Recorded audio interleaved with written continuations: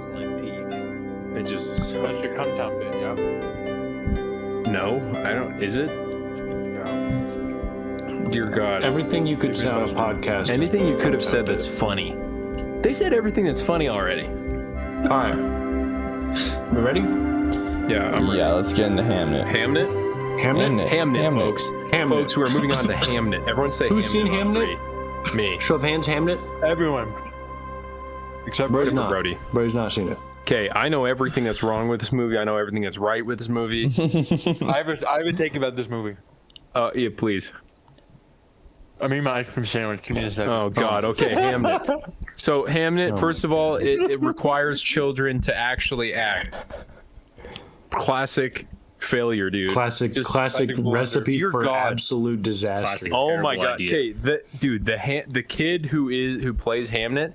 Okay, there are it's like a fucking just up and down of being like, holy shit, this kid's amazing. Holy shit, this kid is a kid in front of a camera with a film crew and memorized his lines and it has like, you know, the consciousness of, you know, like a 16-year-old instead, you know, just like a, you know, the weird like actor child. Yeah, sure. Yeah, true. I don't know. Yeah, True. he's just got that that's going a good on. point. We should do a pod on that. The actor. Yeah, child. that's so real, actually. Yeah, we just talk about kids in movies, but he talk about kids. but in clothes. he but yeah, he I don't know. This movie was aesthetically extremely confused and it could not commit to a specific thing, and it suffered heavily because of that. And they didn't have enough rules. Back to kind of the thing we were saying about the you know, train dreams and whatnot. It's like there were not enough rules, because I don't think the concept for the film is actually bankrupt. Like, I don't think that to make a movie about this and to even do the plot more or less how it went and everything is bankrupt. And there's moments where it feels like it's kind of oscillating, just like the kid's performance, in and out of things that made sense and hit and were right, and things that were like, why are we doing this here now, and why are we showing this, and why is this person doing this, and why are we showing it in this way, etc. Because like I don't know, specifically when the kid dies and it flashes to him in the theater, I was suddenly like, and before we'd even seen the theater, I was like, oh, okay, this was the vision for the film, and we went somewhere else before we got here. Like, we were over here and over there and up there and down there, whatever. And then when I saw that, I was like, okay, this is, I don't know. There's kind of, I honestly, I wish that it was more derivative of Shakespeare, like Bergman, than, what did you say? Sorry. I said of Shakespeare. You go on. Well, okay, true that, but also like more. I wish it was more.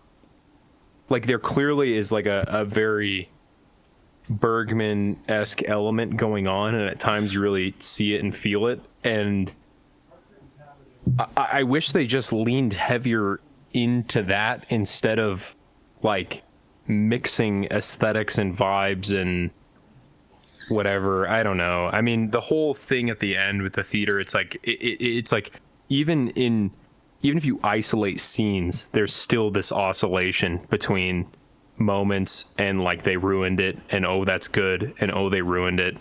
And specifically that ending thing, it's like they needed to treat that like the way that like Bergman treats his like theater experiences in his films, where it's like, just let the power of a theatrical performance speak for itself. Because ultimately it's like you're doing this whole thing of Shakespeare and Hamlet. It's like, just let these really good actors perform Hamlet. Yeah. And it will work. And for some reason, you just need to be like, you gotta cut to her in and out face. here, and you gotta cut in here, and you gotta see her, and you gotta do this, and you gotta do that. Face, have her fucking say some goddamn bullshit like, he's going to say it. You're watching her in the crowd whispering to herself, he loves him.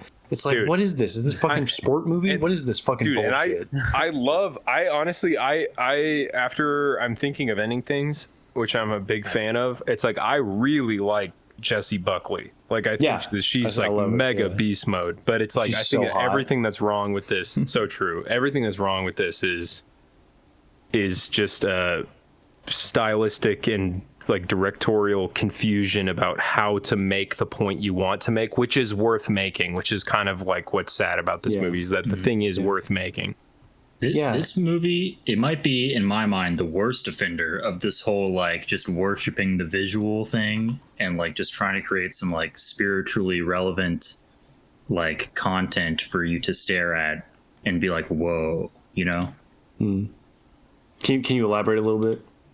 Well, it's just like we're talking about how these filmmakers like just put so much emphasis on like the visual presentation of the film as opposed to like other stuff. Now, like this, it is kind of different in that it does have a lot of like story to work with, but I mean, you're just watching it and it's like presenting you these, you know, sort of beautiful, like picturesque, images, right? And then it's like it's like explicitly mixing in the whole like sort of, you know, the wife is a witch, right? And so when we're looking at things, they're given an extra dimension of like you know, like spirituality and like meaning, you know what I mean? And like it just feels like a little ham-fisted to me, you know what I mean? I see what you're saying now, and I agree. And like it just, I mean, it's the same issue, I feel like. Yeah, I'm gonna read what I wrote in my notepad. I don't know how much I stand by this. This is the first time reading it since typing it. Too dark. Okay. As in like visually. Green world doesn't accomplish what it should. There is a darkness. There is an attempt to capitalize on this image and its thematic contributions, but for how central this theme was meant to be, that is the green world, it deteriorates into pure spoken dialogue during a scene of gratuity, which is, you know, like, I'll explain. I think I know what I mean. I'll explain that in a sec. The humans weren't alive in the story. It all felt written for, in asterisk. I don't know how much I say the humans weren't alive. I don't know how much I believe that, but it deteriorates into pure spoken dialect. So I want to briefly say something without knowing enough about Shakespeare to really be a beast on this. Is you know, in Shakespeare, in many plays, but the most obvious is like Midsummer Night's Dream, but it's in a shitload of plays. Like it's an element in almost all of them.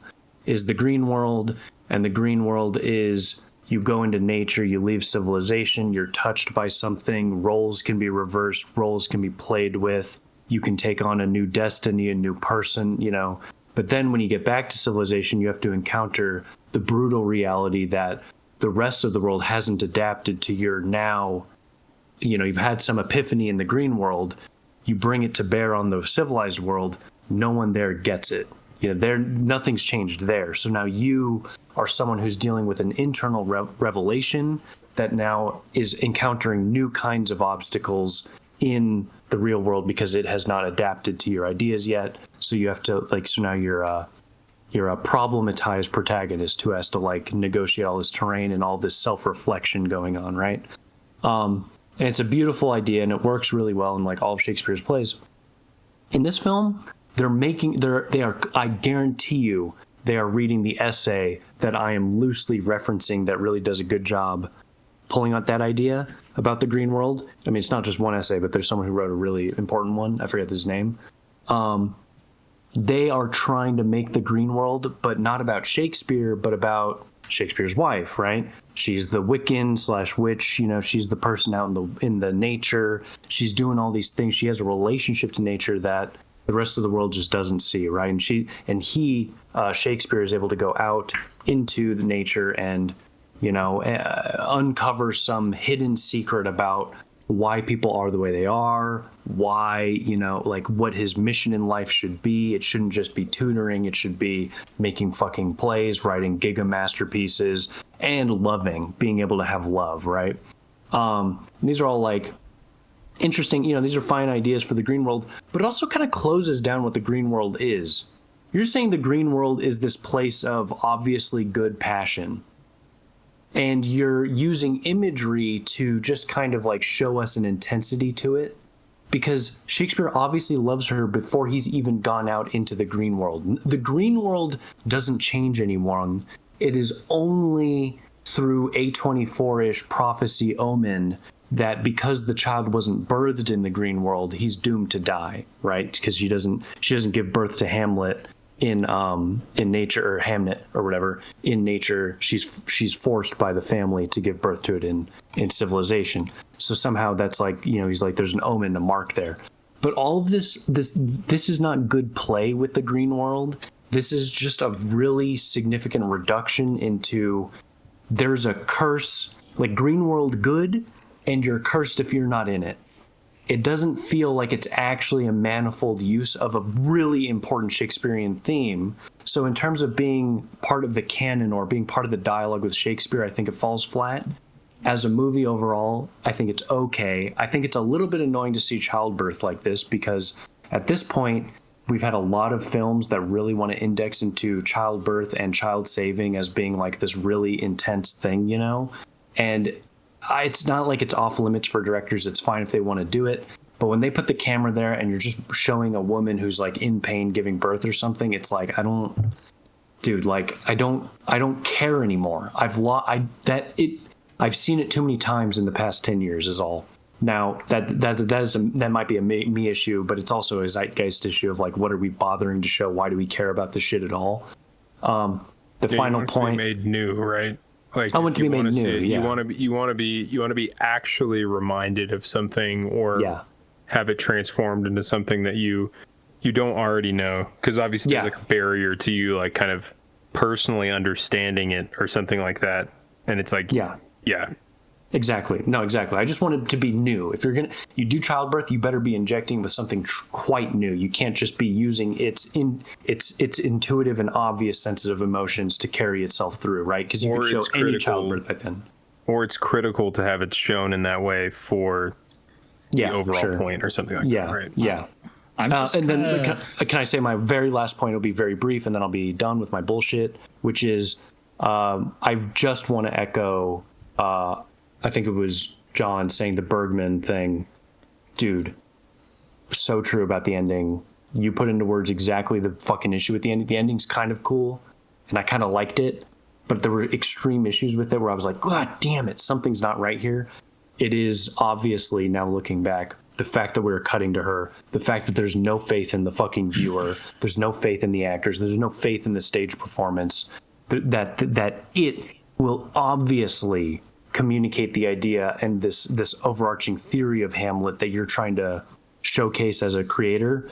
You don't even have the faith that the play can do it itself.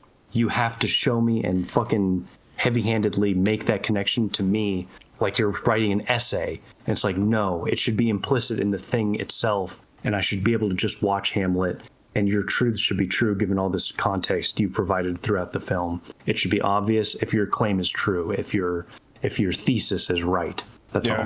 It's like a forced authorial hand where it doesn't need to be, right? Yeah. It's like, I need this to be mine, not Shakespeare's. It's like, no.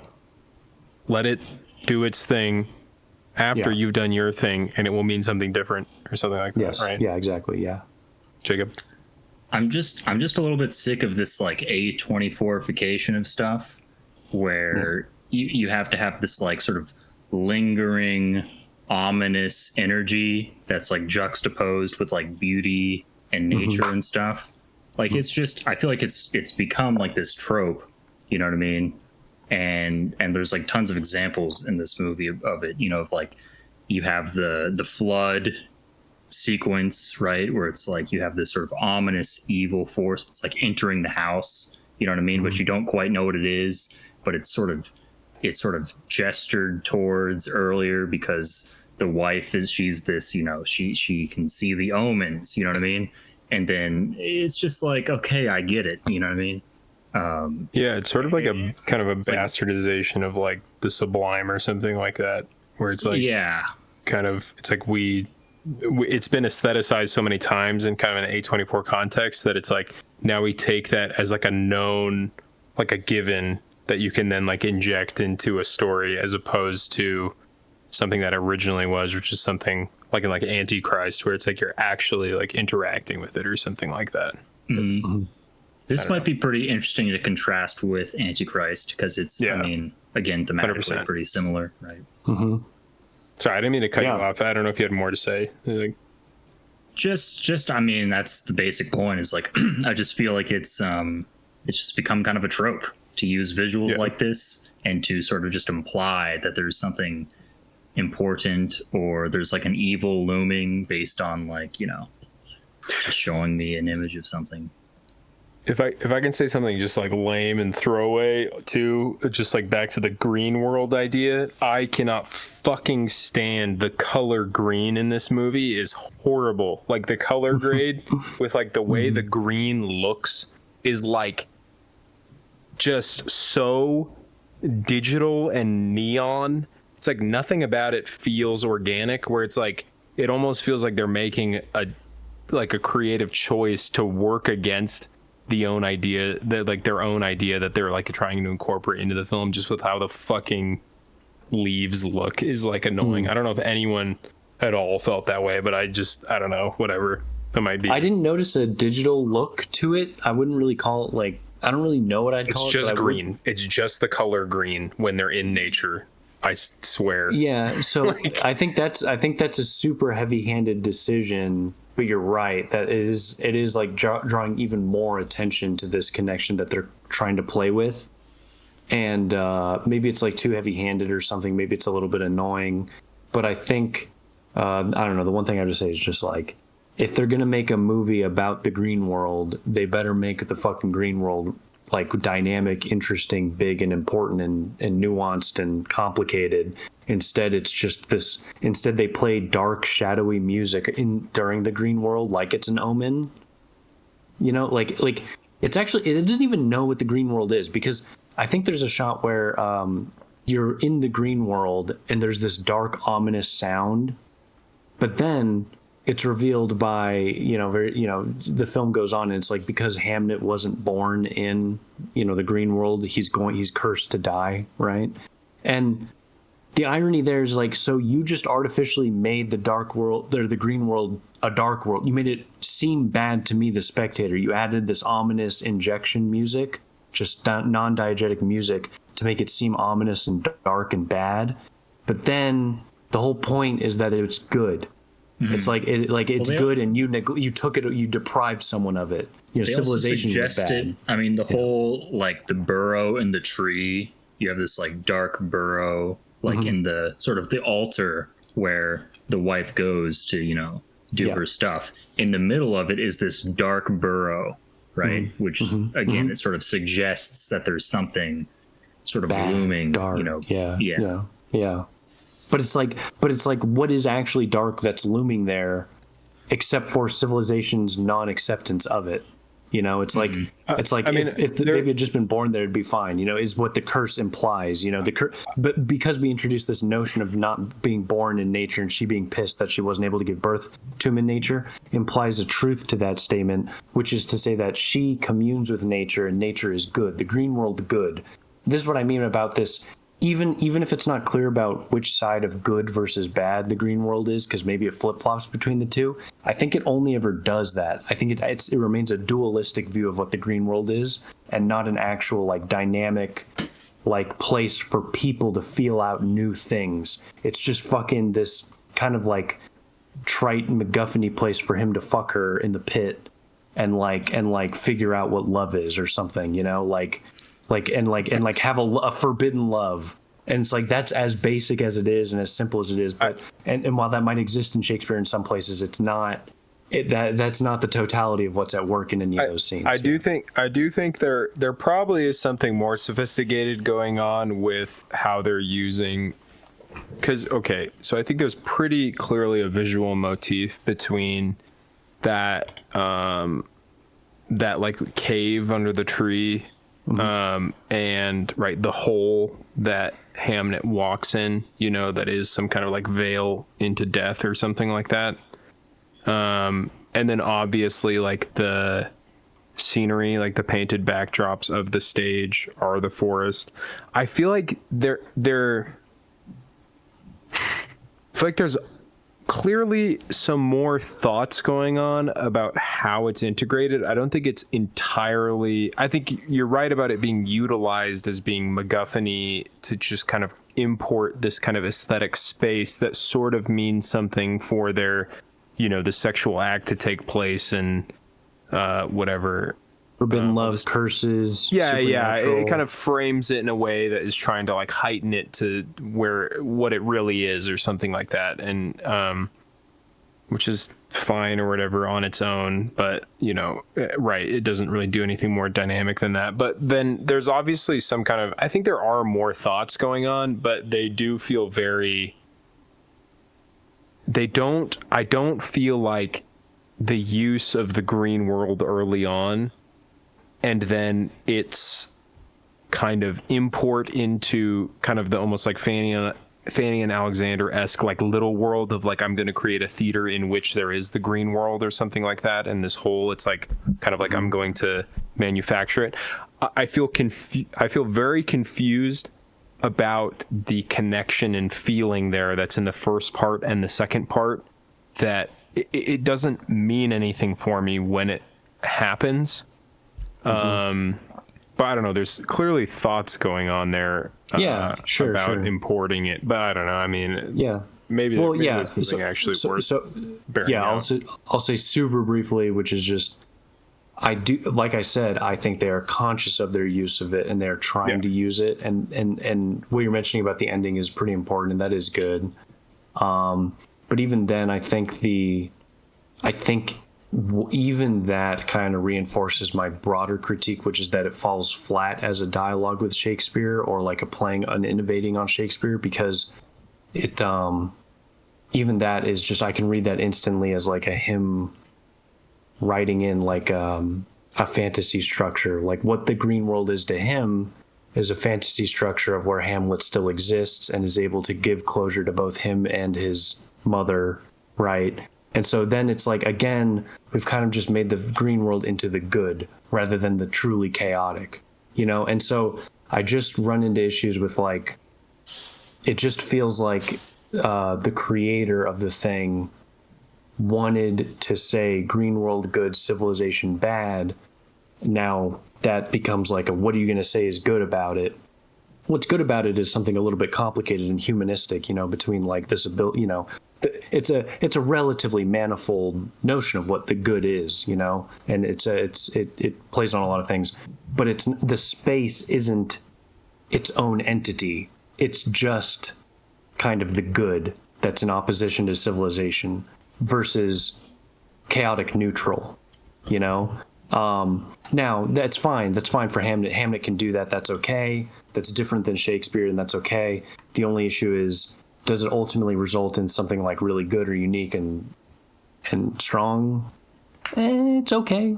It's okay. It's not a bad movie. I don't hate it, but it's like, it's fine if they want to do that, and they're in maybe they're not, I don't know, whatever. But ultimately, I just don't love the film. I don't know. If I might close the book on Hamnet, unless somebody else has something. Troy's seen it. Troy's got to give us his grand theory. To get started. Oh my God! To get started, okay, you got to say it quick. Troy's going to say his theory, and we're all going to nod our head and say, sure. Sure. Okay, listen, I agree with everything being said. I think the green space commentary is fairly spot on. The movie, it does feel to me, to chime in on that convo, it feels to me like they had the idea, they kind of knew what was going on, and they just failed to complete it. And then in post, they're like, I don't know if this is going to work. We just need to tell people what they should feel. And then so then the symbols become just like placeholders for them to put in some sound effects and just introduce like, okay, this is how you feel about this. This is how you feel about this. And then in the end, it's like, well, this had nothing to do with what the green place is really about. You're just showing images to me and then telling me how to feel about them. And then I'm supposed to like put together connect the dots, but the dots don't mean anything to me outside of what you tell me they mean to me, which are like vague emotional allusions to like sorcery and bad omens and whatever it is. Okay, the other take, it's not really that grand of a take, and also this is not a super critical idea, but listen, Shakespeare, holy shit, what a guy, what a hero. What a guy. It is slept on just how insanely epic Shakespeare is. Number two, let's not even talk about. It's fucking slept on. No one knows anything about it. We're not even going to really get into the fact that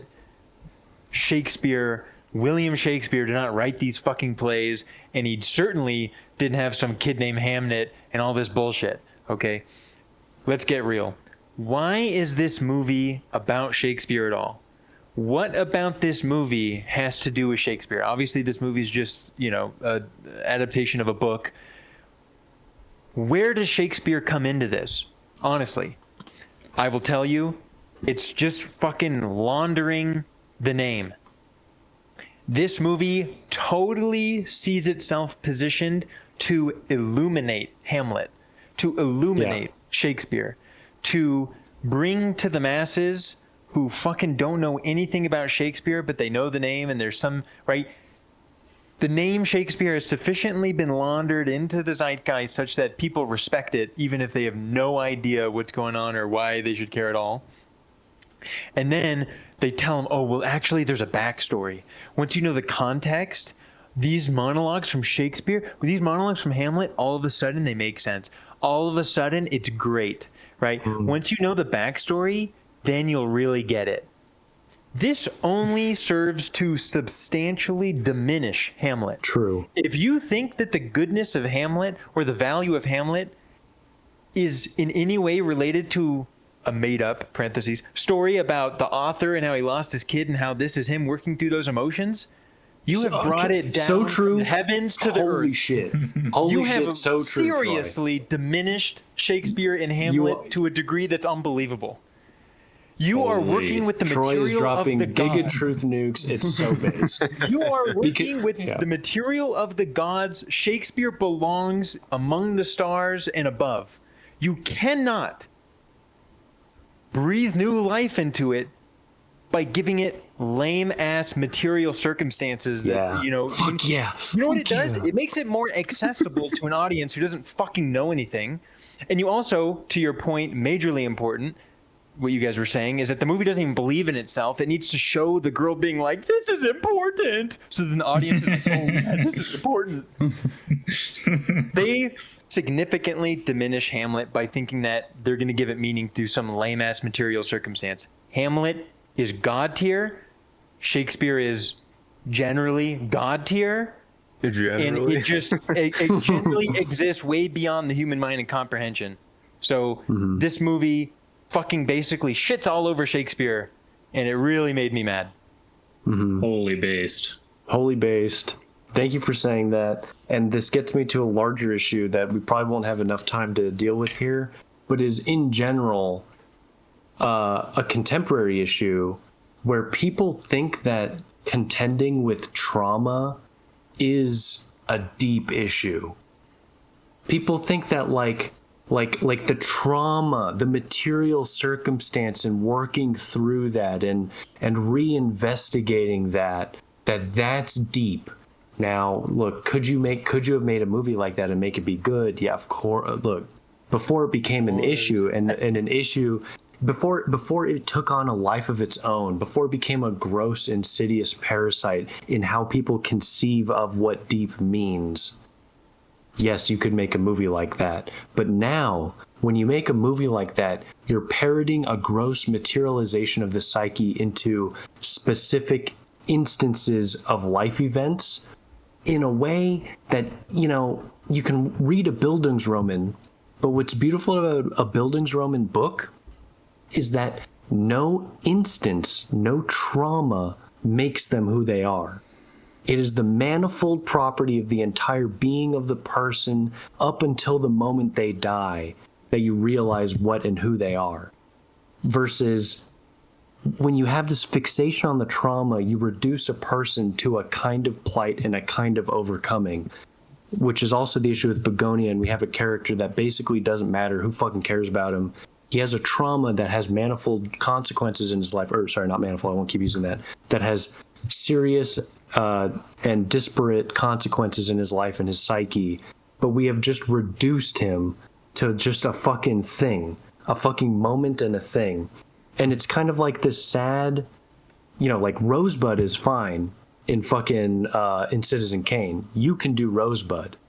But when Rosebud becomes the whole fucking, like, the entire cultural psyche and how we conceive of depth and how we conceive of a person's story and life and growth and moments, that it's all fixated on specific traumas that they have to overcome, that's where you lose an element of humanity, and you lose, like, the everythingness to a human life, and you reduce it to just its specific stupid part.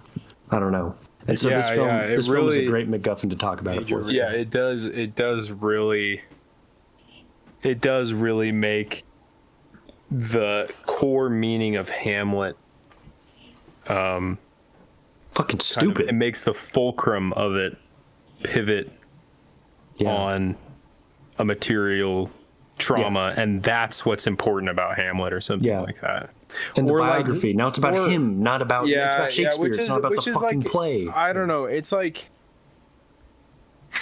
I don't know. I mean, just to play devil's advocate a little bit, there is, I think there's still merit to there being like a story on its own or something with Hamnet and whatnot, and then like, okay, you're going to utilize Shakespeare, but obviously there is, I think the mentality that Troy laid out is certainly being consciously used, and it is reducing Shakespeare to these material circumstances. But there is, I don't know, it's like,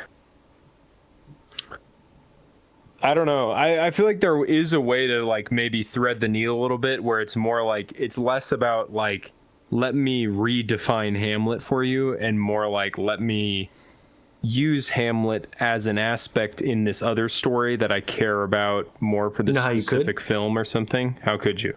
You could do it if you made an F for fake about Shakespeare. You make a confabulation.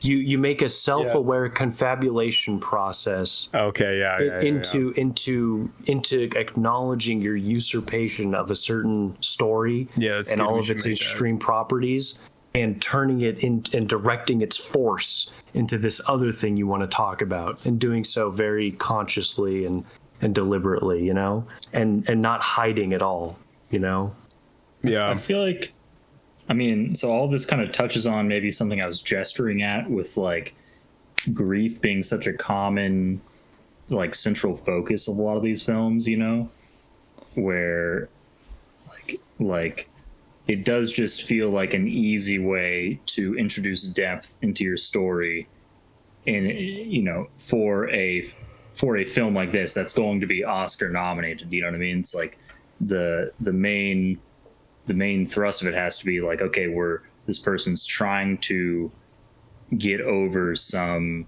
tragedy that happened to them. You know what I mean? And like, it's just on just a surface level. Get over a tragedy that happened to them. True. On just a surface level, it just gets kind of tiring. You know what I mean? Because it's like, Yeah, there is a place for grief, though, right? Like, there's a place for grief where, like, for example, honestly, a lot of what Jessie Buckley's doing in this movie reminded me of the mother grieving in Fanny and Alexander, when she's just like screaming, and like pacing back and forth.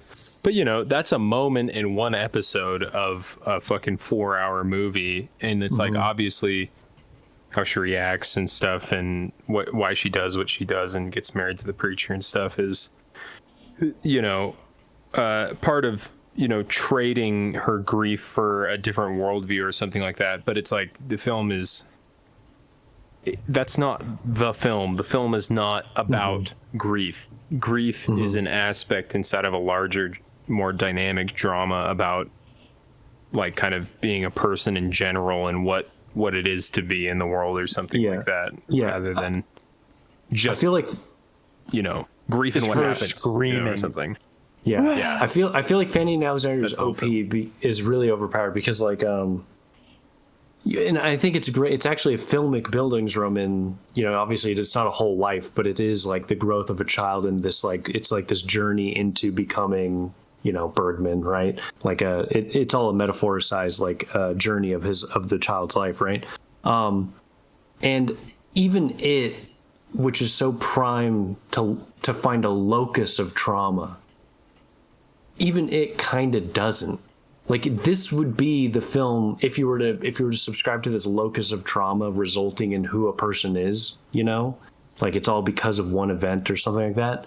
That film kind of doesn't have a very specific event that like you can insert Bergman there and be like, this is why Bergman became who he is.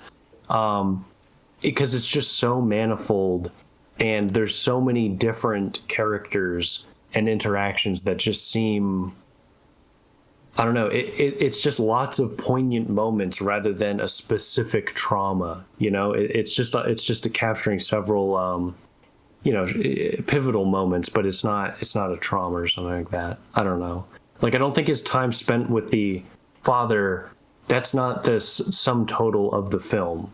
Even though we might say that's like the most traumatic part, the time when he's like locked in the room or whatever, something like that. I don't fucking know, but that trauma is just one among many parts, but it I don't know. I'm just trying to say like it's kind of interesting because Fanny Alexander feels like it's I don't know why I said this, but it feels like a Bildungsroman, even though it's not. It feels like you're seeing an epic of a whole life lived, even though it's just some number of months or years of a child. I don't fucking know. Whatever.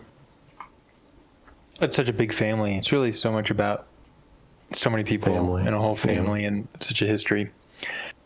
I don't know if this is a good, maybe some, I just have a couple brief final thoughts. Shout out Jessie Buckley.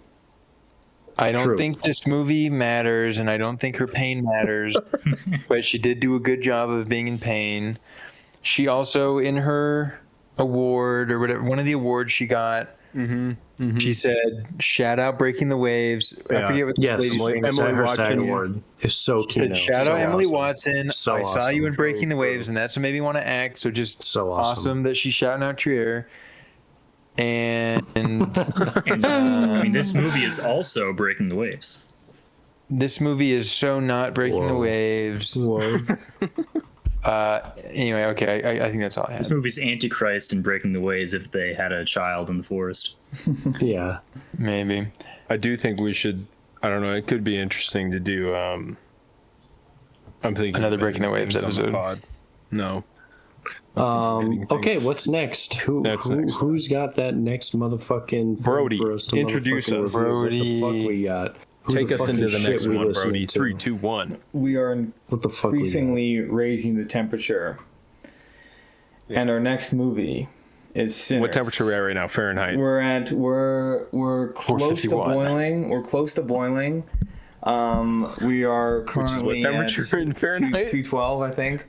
So we're ripping a 170 right now. Okay. Yeah. Okay. And we jumped 10 degrees by that's kind of hot. Sinners.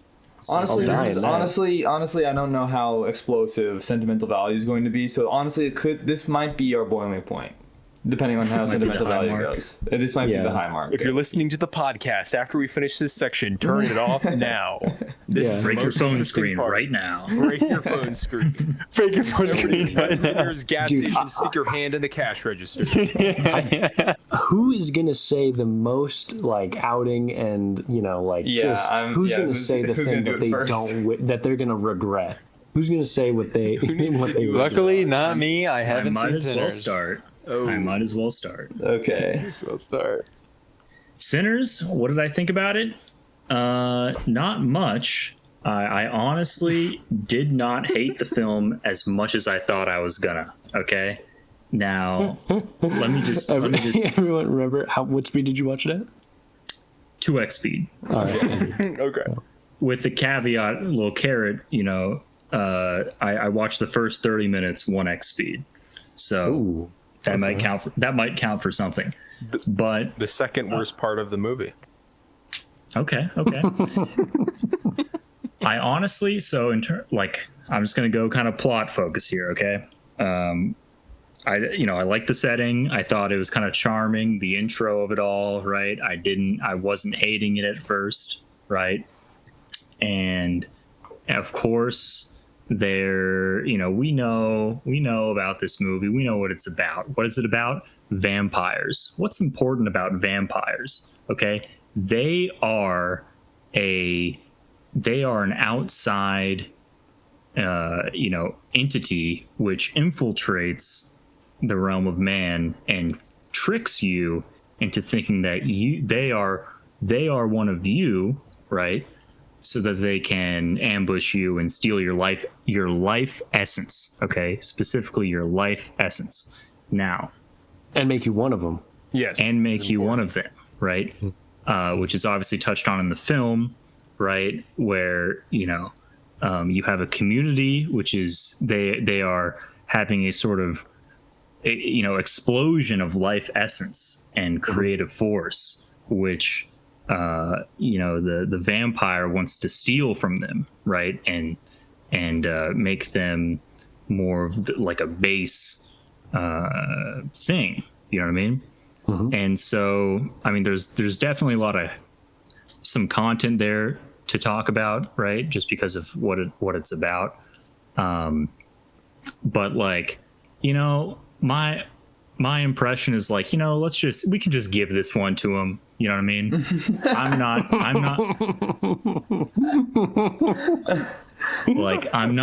not going to get upset at any of the race baiting stuff. Okay. Whatever. You can just do it. Okay. I don't care. And having said that, I enjoyed the first part of it. I thought Michael B. Jordan or whatever, him playing twins was kind of silly, kind of fun. And, and then it kind of got more, it started falling off as I was kept watching it. Now, what about Haley Steinfeld? Was that the white woman? The white chick that she's blacker than white people. She has all those kinds of comments. Yeah. Yeah, I mean, it's just I didn't really have much. It didn't leave an impression on me, really. Yeah. Dude. So that's like my base. That's like my surface level base reaction to it to get the juices flowing. Maybe someone else has something to say.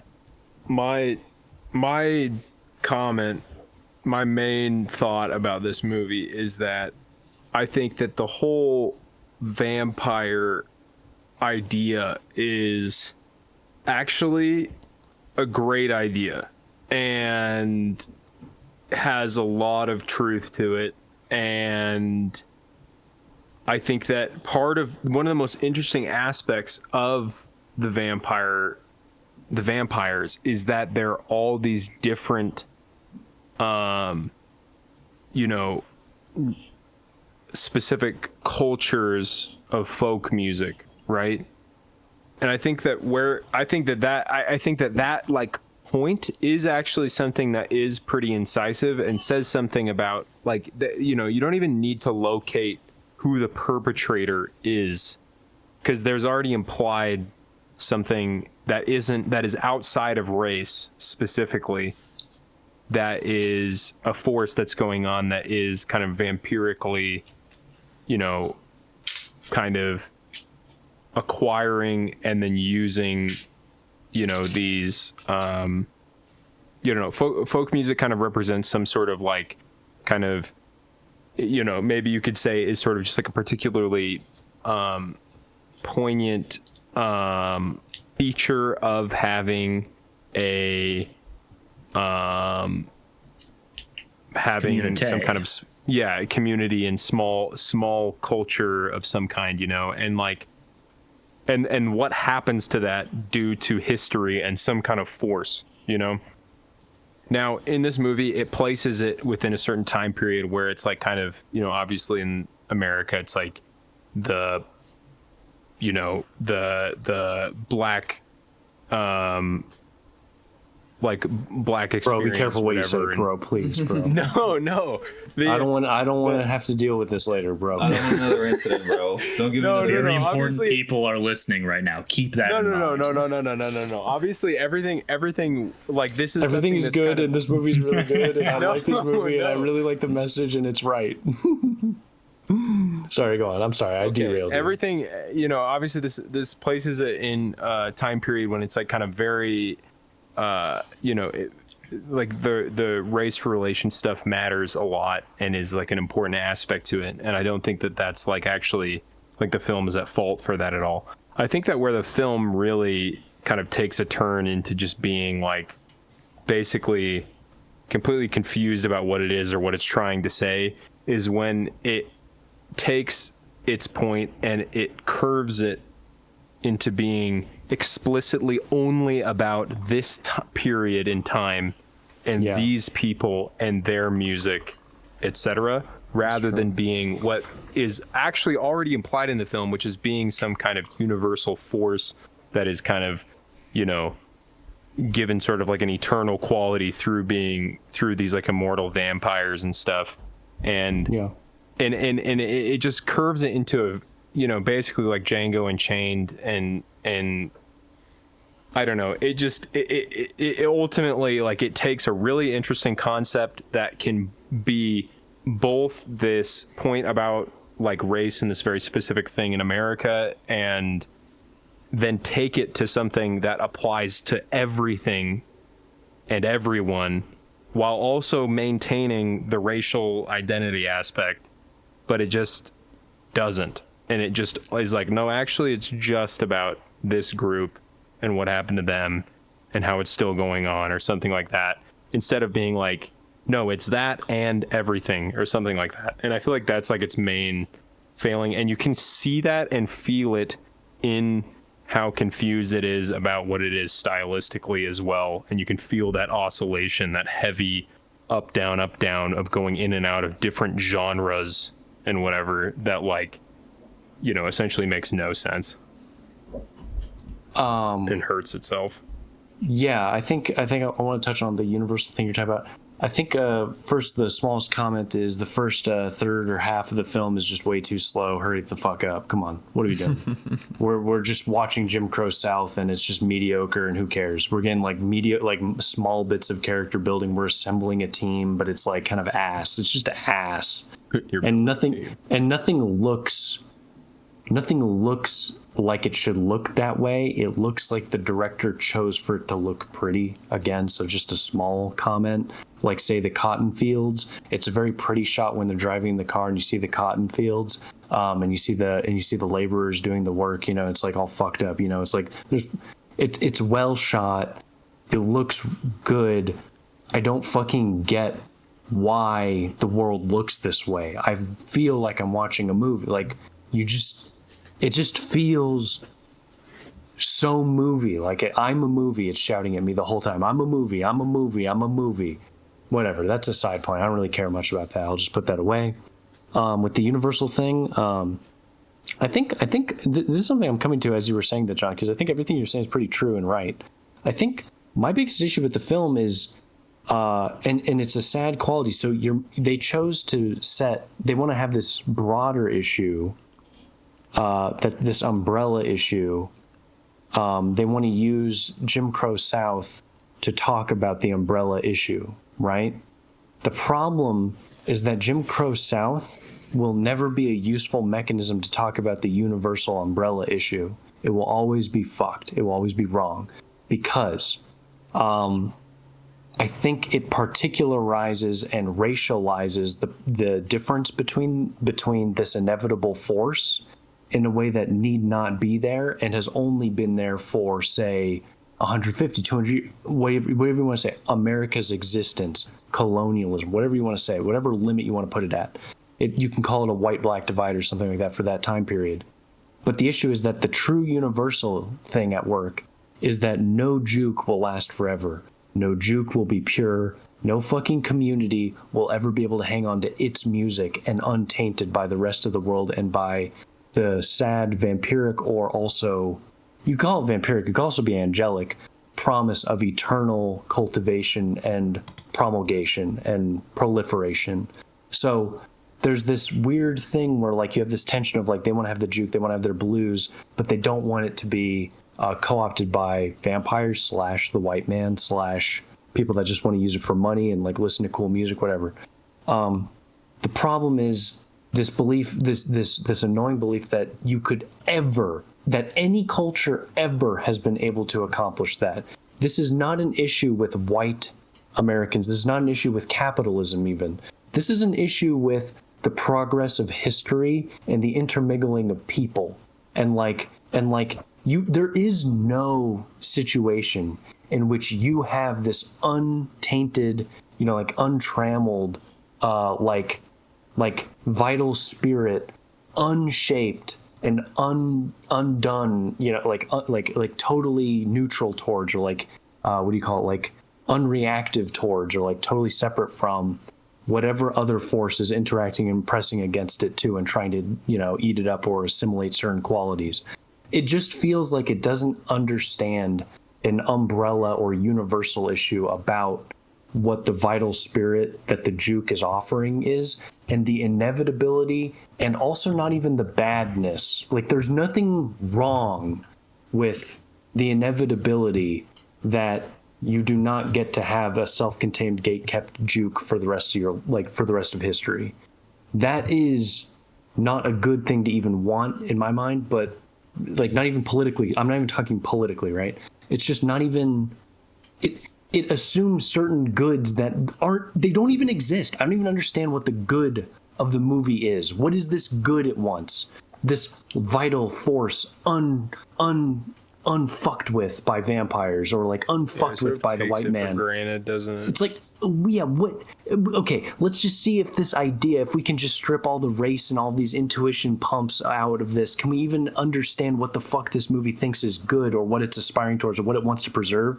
If we get it out of Jim Crow South, does it even fucking make sense? It kind of doesn't. There isn't a good that it really wants to keep away from the vampires.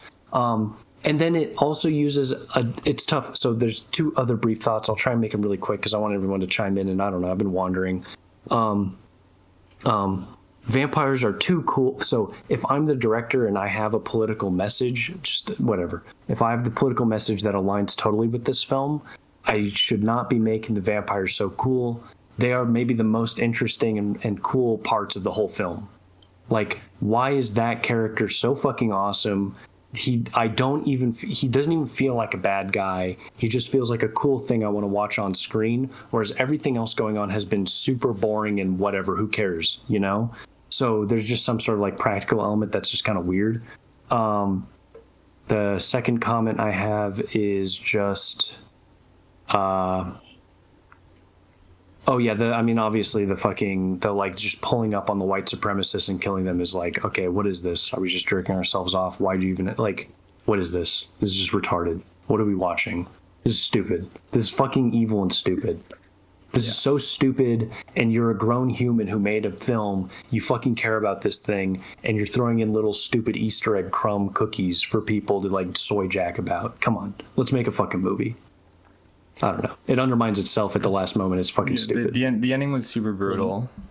Notably, again, right, this is a man who lost his infant child, and that is, maybe another aspect of this, maybe another just like ham-fisted element, which tries to make you, don't even remember that, which tries to make you think that there might be more significance to this story than there is, right? That he in the background of all this cultural struggle, he is dealing with the loss of a child, and how he can move forward, right, as a person after dealing with that, and like it's brought in the last moment where he's like finally can be reunited with his family, with his people, maybe, like but again, I don't really know what the message is supposed to be there. I basically don't remember that aspect, but I believe that you're telling the truth. I don't even know. Smoke. Him and the like witch lady, right? Had a kid together that they lost. Oh yeah. Right. Yeah. And they're talking about it. Yeah. Well, the ending. He's been wearing the voodoo necklace the whole time to protect him from evil spirits. Yeah. Right, and then at the very end, after he kills all the KKK people, he's like having his last cigarette, and then he reunites with them in a sort of gladiator kind of way, you know, in the wheat fields. Yeah, where the ending scene is literally him like dying and being able to see them again.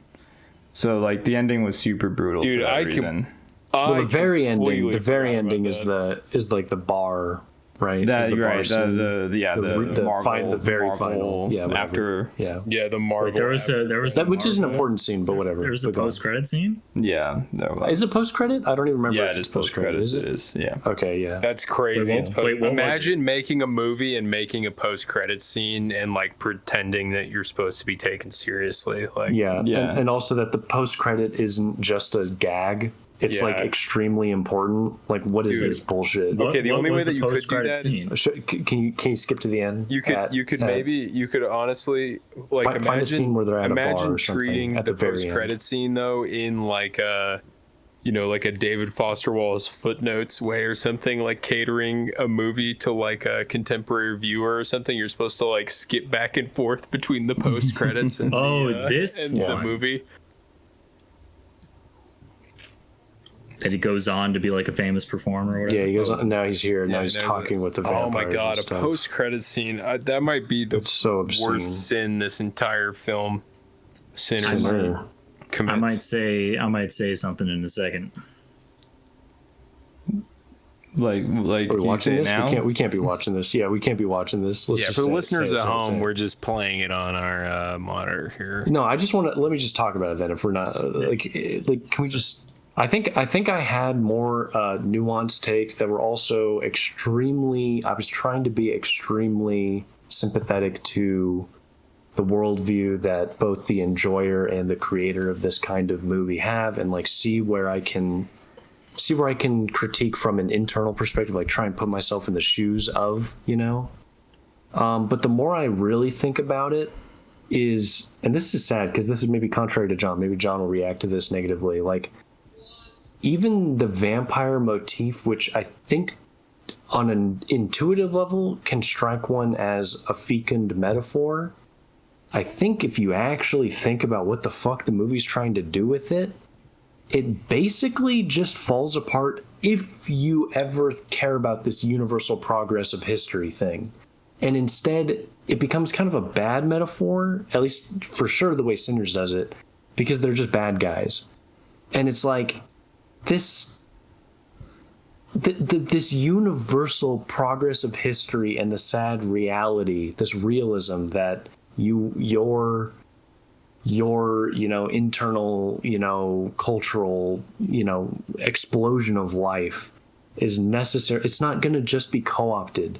That's the problem with the vampires. It seems it's just vampiric. No, it's going to be used, and it's going to be set in relation to and among many other things. It's not just this one-off, like, I'm sucking the blood out of you, I'm taking all your power, and I'm moving away, and then I'm leaving you. It's like, well, wait a second. They're doing that to white musicians. They're doing that to every musician. But then so it's a critique of capitalism and how it uses people. But then it's like, wait a second. We're not actually given a fair shake on the way that, like, now you have to talk about the way that, like, okay, well, but more music is being made and more people are listening to it and more people are allowed to be influenced by certain things in their homes because of its wide distribution. It's like, it's too easy to just say, like, music industry vampires steal from black people and make their culture worse. Like, it really feels like that's what vampires are doing in this film, And even if you do the capitalistic metaphor aspect, I feel like it falls apart too, because I don't even know how much I believe in that. But go on. Okay. I was just watching that post-credit scene, and it's funny that the black vampire is capable of, like, appreciating the culture, right?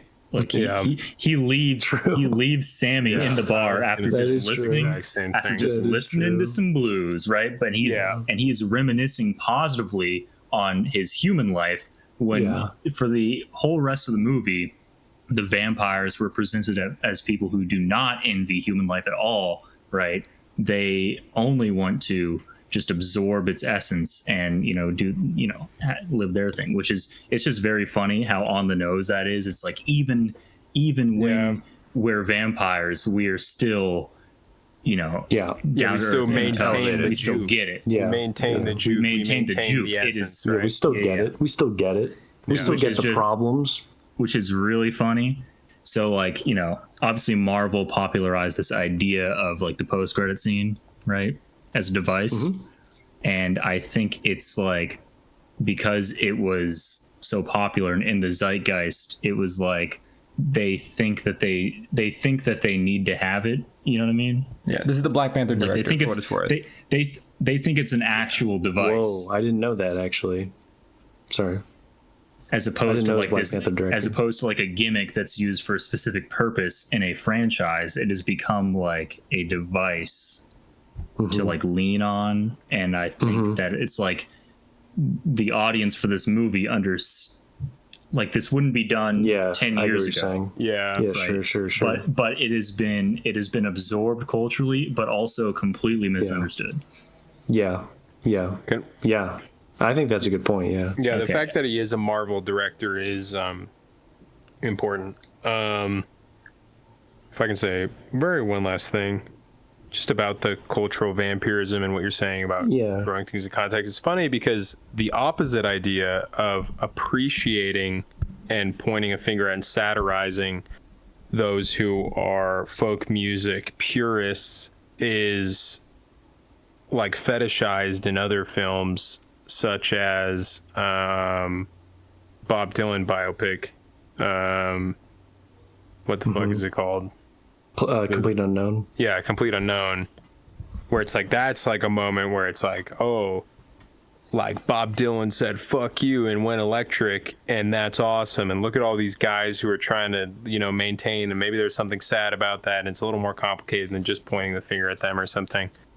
But it is funny that it's like, I mean, I don't know, there's obviously given special parameters for this particular situation as opposed to the concept at large in the culture, and is like there's opposing views going on that are not being the same person watches this movie and watches that movie and thinks both things simultaneously without realizing they're contradictory is the point. Oh, I see. Okay, yeah. Without realizing they're contradictory. Yeah. Exact. Like, John, what you said is honestly fucking 100% exactly true. I'm so glad you fucking mentioned the Complete Unknown aspect and this idea that like, how come we hail? I just want to reiterate what you're saying. How come we hail people that are being progressive and innovating, but then at the same time we want like there's this simultaneous or parallel fetishization for a kind of unchangingness, or at least a thing that should be protected and unchanged. And if it is changed, it is only because of external bad actors. It is not because of it itself desiring change, It's like that is a deep, it's not even a racial thing. That is a deep issue with how people conceive of and gatekeep certain like things, communities, interests, whatever. I will say communities. I feel like there's I feel like the only interesting point to be made about that phenomenon is something about how like the level of when you sell something, the bar has moved lower and lower, where it's like now you can't even like behave in the world without somebody making money off of like, simple things like your attention and that kind of thing. Yeah. And so like, I feel like there's an angle there as far as like, a certain amount of gatekeeping being important, but it's like gatekeeping should always be at odds with something that is inevitable, as opposed to an ideal that can be eternal or something like that, right? It's like gatekeeping, I think, is a necessary aspect to culture that cultivates good things, but it's not something that can be idealized and realized in its whole form forever, and more like into immortality or something like that. It's something that has to degrade, and it's like you hold on as long as you can until it degrades, but that should be like an accepted inevitability or something. Yeah, and I mean, if you move the issue away from, I just want to say, if you move the issue away from race, and you make it about any other kind of community besides race, you would say, like, I would feel more comfortable saying a kind of like stern, grow up, fucking grow the fuck up. You don't get to keep your bullshit, you know, and embrace the reality of contested space and contested and actors that use you and you use others and embrace the fact that you are part of a system, you know, and like there is no little internal world away from the system. Even that inner world is part of this other world, you know, and like it exists only because of, and you say, like one might say in spite of, it's not in spite of, it's because of and in relation, it's dialectically related to the thing, and it will be changed because of it, and it was born out of it, and it will change according to it, and that I don't know. So this film whatever. So this film just kind of sucks. Whatever. Ultimately, this film was boring too. That's the other issue. It was just kind of boring. It was just boring as shit. Period. Whatever. Yeah. Full stop. So we are ripping on 3 hours here. I didn't get to talk about Sinners much, so I'm just gonna do one quick thing that I don't think was discussed, which we don't have to talk about, but it just made me really think about the utility of violence in movies and what the hell they're really should be used for, because I had a very visceral reaction to the violence and the way that it was being portrayed, and it was just kind of disgusting and tacky and in your face, and I just really thought it was tactless overall. And very like Marvelified, but in like this really gross like vampire way. And I think like people who like really like vampires and like this horror flickness that is like very vogue right now will really eat up, and I think it's playing into that kind of genre of film that I think also adds to its evil. Okay, sentimental value. This is going to be a tough one, I think. Maybe it'll be fast, but... I need water. Okay. I need water. How many more do we have? We have sentimental value and what else? Marty? All right, sick, yeah. Last intermission then? Okay. Let's do a quick intermission. Okay. Last one.